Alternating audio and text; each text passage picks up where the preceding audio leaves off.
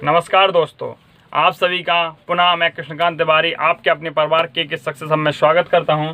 और आज हमें अधिगम की परिभाषाओं को पार्ट 2 पढ़ना है। जैसे आप लोगों को लिखा दिख रहा होगा, परिभाषाएं लिखी दिख रही हैं। कल आपको 10 परिभाषाएं पढ़ाई थी, आज 11 हैं। इसके बाद अधिगम की परिभाषाएं लगभग समापन है। जितनी अपनी 11-12 की बुक्स में है परिभाषाएं, सारी परिभाषाएं आपको पढ़ा दी गई हैं। इससे ज़्यादा सिलेबस में कभी पूछी नहीं गई हैं। अब इसके बाद जो आपका एक टॉपिक और हो गया था मनोविज्ञान, तो उसकी परिभाषाएं भी 1-2 वीडियो में लेके आएंगे। आप पढ़ते विलियम वुडवर्थ, महान विलियम वुडवर्थ ने 2 परिभाषाएं दी हैं। पहली परिभाषा इन्होंने कहा है व्यक्ति का विकास ही अधिगम है।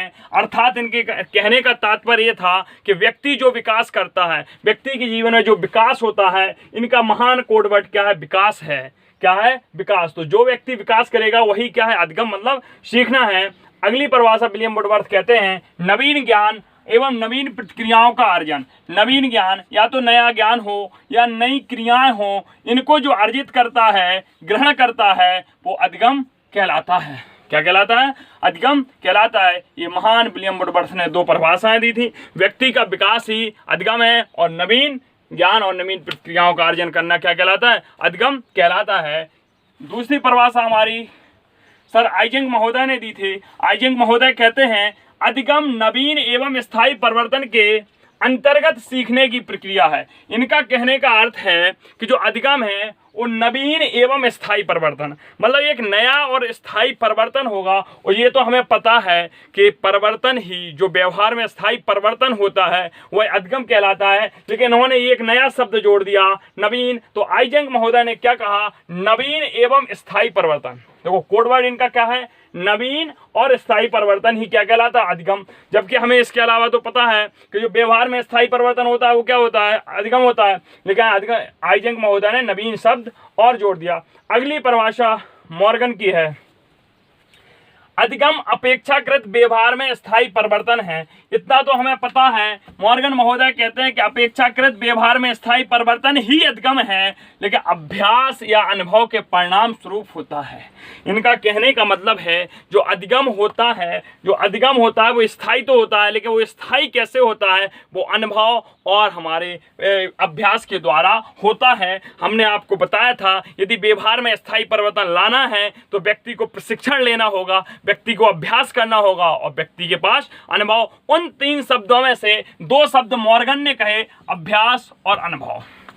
अभ्यास और अनुभव, ये मॉर्गन की परिभाषा है। अगली परिभाषा क्रॉनबेक की है। क्रॉनबेक के महोदय क्या कहते हैं? अनुभव के परिणाम स्वरूप व्यवहार में आया परिवर्तन अधिगम कहलाता है। क्रॉनबेक महोदय कहते हैं जो व्यक्ति अनुभव होता है, वो अनुभव के कारण जो उसके जीवन में, जो उसके व्यवहार में परिवर्तन आता है, वही क्या होता है? अधिगम होता है। जैसे कि हम कोई कार्य करते हैं तो हमें वहाँ से सीख मिलती है कि हम ऐसे कार्य करते तो ज़्यादा सफलता मिलती। या जो पढ़ने के तरीके हैं आपको के सक्सेस पर नए प्रकार से बताए जाते हैं, तो ये आपके अनुभव में एक नयापन ला रहे हैं कि हाँ, चीज़ों को सरल तरीके से कम समय में ज़्यादा दिया जा रहा है। तो हमें अनुभव प्राप्त होता है कि हमें बुक्स से पढ़ने में सरलता होती है, यहाँ से पढ़ने में सरलता होती है। कोई बुक्स हम पढ़ते हैं तो बहुत सरल भाषा लिखती है, कोई बहुत कठिन भाषा लिखती है। तो हम अपने अनुभव के आधार पर कह सकते हैं हाँ, ये कठिन वर्ड्स लिख रहे होते हैं और ये सरल होते हैं। तो क्रॉनबेक महोदय ने भी कहा है कि अनुभव का परिणाम स्वरूप व्यवहार में परिवर्तन, जो अनुभव के कारण होगा वही क्या होगा? अधिगम कहलाएगा। कॉल्विन महोदय की अगली परिभाषा है पूर्व निर्मित व्यवहार में अनुभव द्वारा परिवर्तन ही। ये कह रहे हैं जो पहले व्यवहार निर्माण कर लिया है, किसी व्यक्ति ने अपना साम्राज्य तैयार कर लिया है और उसमें अनुभव के द्वारा अपने जीवन में जो आपका व्यक्तित्व है, जो आपके व्यवहार हैं, आपने विगत में कोई गलती की है, उन गलतियों से सीखना, उस अनुभव को आगे गलती ना करना, ये क्या कहलाता है? अधिगम कहलाता है। ये कॉल्विन महोदय की परिभाषा है। अगली परिभाषा पावलोव ने दी है, इवानो पेट्रोविच पावलोव, और बहुत जल्द इनके सिद्धांत लेके आने वाले हैं आप लोगों के सामने। अनुकूलित अनुक्रिया के परिणाम स्वरूप, इनका ये मोस्ट इंपॉर्टेंट शब्द है। और जहां अनुकूलित अनुक्रिया दिखे वहां आईवी पावलोव, महान इवानो पेट्रोविच पावलोव जो शरीर शास्त्री थे, इन्होंने एक सिद्धांत दिया था और इन्हें विज्ञान के क्षेत्र का सबसे बड़ा पुरस्कार मिला था। पुरस्कार कौन सा था? ये कमेंट बॉक्स में आप सभी लोग बताएंगे जिनको भी पता होगा, और किस सन में मिला था। अनुकूलित अनुक्रिया के परिणाम स्वरूप आदत का निर्माण ही अधिगम कहलाता है। और इनकी परिभाषा को जब इनका सिद्धांत पढ़ाएंगे, इंपॉर्टेंट टिक कर लो, टेट सीटेट में सबसे ज़्यादा पूछी जाने वाले इन्हीं के सिद्धांत और परिभाषाएं हैं, तब इनकी इस परिभाषा को जो अनुकूलित अनुक्रिया के परिणाम स्वरूप आदत में स्थायी परिवर्तन होता है वही अधिगम कहलाता है। ये परिभाषा बहुत पूछी जाती है और इम्पोर्टेंट है टेट सीटेट के लिए। अगला पील महोदय कहते हैं, पूछी जाने वाली परिभाषा है, अधिगम व्यक्ति में एक परिवर्तन है जो उसके वातावरण के परिवर्तनों के अनुसरण में होता है। ये पील महोदय कहते हैं कि अधिगम व्यक्ति में एक परिवर्तन है, तो ये शब्द आपको ज़्यादा दिख रहा हो, परिवर्तन है, ये तो है ही व्यक्ति में परिवर्तन, और जो उसके वातावरण, पील महोदय वातावरण पर जोर देते हैं। P4 पर्यावरण, यहाँ से पास से क्या लगेंगे अपन, पर्यावरण। और पील महोदय की परिभाषा में आया है कि यदि किसी व्यक्ति के व्यवहार में परिवर्तन होता है, जो स्थायी परिवर्तन होता है, वह उसके पर्यावरण के अनुरूप होता है, अनुसरण करता है। और जैसे ही हम पर्यावरण का अनुसरण शब्द पढ़ते हैं, मित्रों बिल्कुल 1 मिनट ध्यान से सुनना, हमें वॉटसन की परिभाषा याद आती है।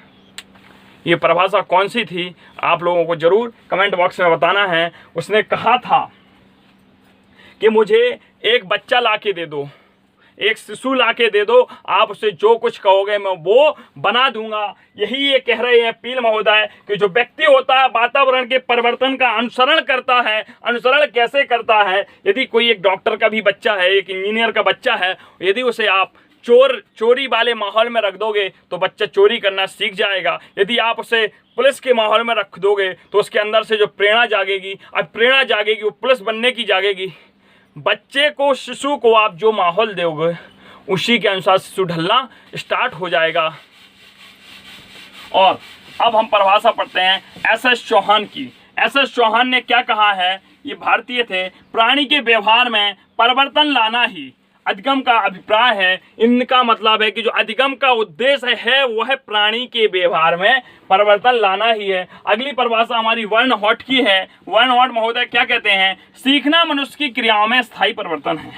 मनुष्य जो कुछ भी सीखता है वो एक स्थायी परिवर्तन होता है, और जो एक निश्चित परिस्थिति से किसी भी लक्ष्य को प्राप्त करने, समस्या को सुलझाने प्रयत्न के द्वारा अभ्यास में लाया जाता है। अगली परिभाषा हमारी short and north stand champion के अनुसार है। ये कहते हैं सीखना एक ऐसी प्रक्रिया है जिसके द्वारा अनुभूति या अभ्यास के फलस्वरूप व्यवहार में अपेक्षाकृत स्थायी परिवर्तन होता है। सीखना एक प्रक्रिया है जिसकी अनुभूति या अभ्यास, तो देखो शॉर्ट एंड नॉर्थ स्टैंड तथा चैंपियन 4 मनोवैज्ञानिक थे और इन्होंने 2 शब्द दिए, अनुभूति या अभ्यास। क्या दिए, अनुभूति या अभ्यास। इसके फलस्वरूप जो स्थायी परिवर्तन होता है वही क्या कहलाता है, अधिगम कहलाता है। और अगली और आज की लास्ट परिभाषा है रिली तथा लेविस की। इन्होंने कहा है अभ्यास या अनुभूति। देखो अभ्यास या अनुभूति शब्द इन्होंने भी दिए। इन्होंने कहा कि फलस्वरूप है, और जबकि इन्होंने कहा धारण योग्य परिवर्तन ही सीखना कहलाता है। जो अभ्यास या अनुभूति से व्यवहार में धारण करने योग्य, व्यवहार में ग्रहण करने योग्य परिवर्तन होता है वही हमारा अधिगम होता है। रिली तथा लेविस ने परिभाषा दी थी। ये आपकी परिभाषाएं हो गई, और मनोविज्ञान की परिभाषाएं आपको 1-2 दिन के अंदर ही मिल जाएंगी। यदि आपको अच्छी लगी हो, यूनिक परिभाषाएं मिली हो, समझाने का तरीका अच्छा लगा हो, तो अपने परिवार को 5000 क्लब में शामिल करना है हम लोगों को। बहुत बहुत धन्यवाद।